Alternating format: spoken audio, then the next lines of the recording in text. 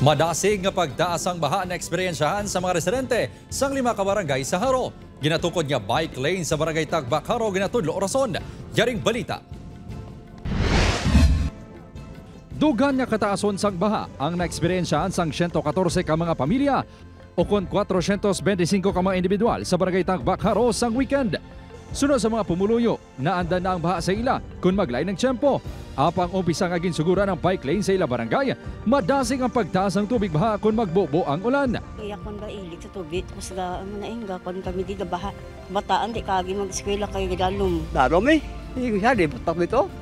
Di may tabok di. Darom tubig di.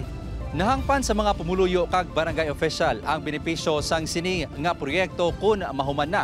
Ini ang isa ka bike lane o kon access road. Apang suro sa ila, kinahanglan gid bala sila ang mahalitan o kon makabig nga collateral damage.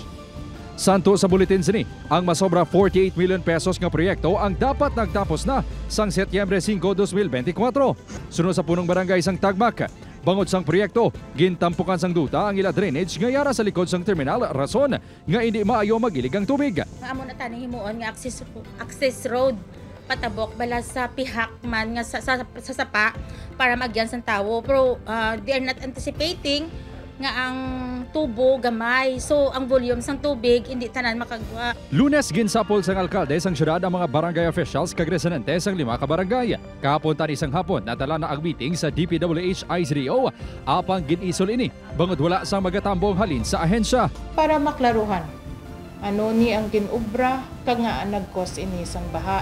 Kisagin ang balta lang politika, ginapolitika, wala tang ang politika. Gusto talang para sa pumuluyo naton ang insakto.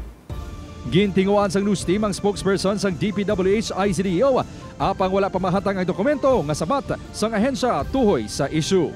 Upod Kermel Porquia, Kim Salinas, 1 Western Visayas.